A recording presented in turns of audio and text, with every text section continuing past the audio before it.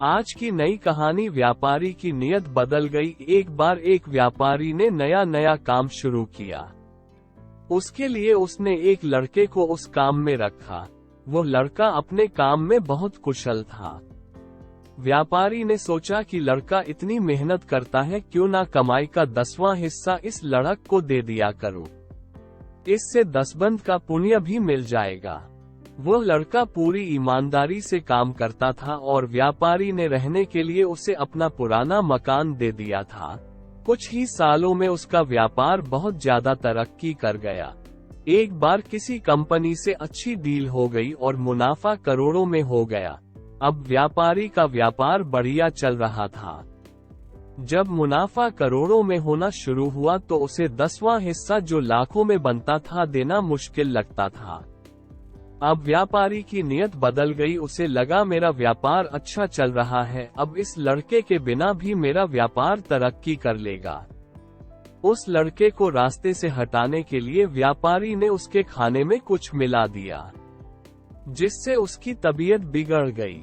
व्यापारी बहाने से उसे अस्पताल ले गया। वहां उसने डॉक्टर के साथ मिलकर उसे जहर का इंजेक्शन लगवा दिया और लड़का मर गया। उस लड़के के आगे पीछे कोई भी पूछने वाला नहीं था।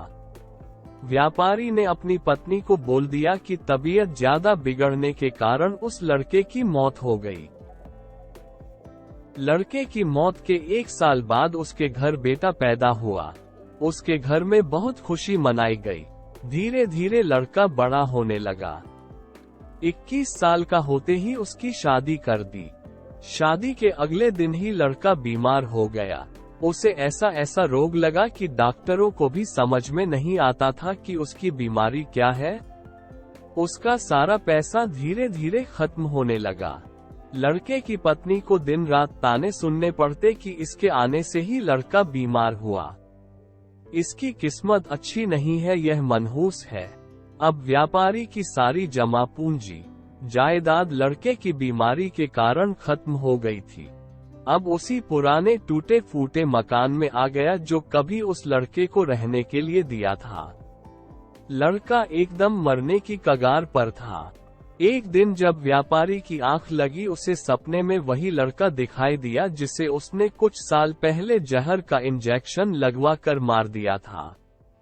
सपने में उसने पूछा, सेठ जी क्या आपने मुझे नहीं पहचाना? मैं ही आपका बेटा बनकर इस जन्म में आया हूँ। आपने मुझे 10वां हिस्सा देने की बजाय मरवाना सही समझा। अब उस 10वें हिस्से का कई गुना आपको मेरी बीमारी पर लगाना पड़ा। व्यापारी कहता है कि मैंने तो तुम्हें मरवाया तो अपने उस कर्म का फल भोग रहा हूँ। उस लड़की की क्या गलती है? उसने क्यों शादी के बाद एक दिन भी सुख का नहीं भोगा? लड़के ने कहा कि वो डॉक्टर जिसने मुझे जहर का इंजेक्शन दिया था, इस जन्म में वही मेरी पत्नी बनी है। मुझे इंजेक्शन लगाने के अगले दिन ही उसकी मौत हो गई थी। एक डॉक्टर का कर्म होता है अपनी दवाई से किसी की जान बचाना, ना कि उसकी जान लेना। वह भी अपने पिछले जन्म के कर्मों का ही फल भोग रही है।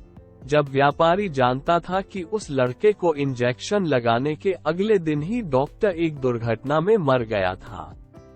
जिस दिन व्यापारी को सपना आया उसी दिन उस लड़के की मौत हो गई। सच ही कहते हैं, कर्म फल भोगना ही पड़ता है। व्यापारी को उसी जन्म में भोगना पड़ा। उसका बेटा मर गया और उसकी जमीन जायदाद सब खत्म हो गई। डॉक्टर को अगले जन्म में उसकी पत्नी बनकर भोगना पड़ा। कर्म ही इंसान को महान या दुष्ट बनाते हैं। अच्छे कर्मों का फल लौटकर जरूर आता है। राधे राधे।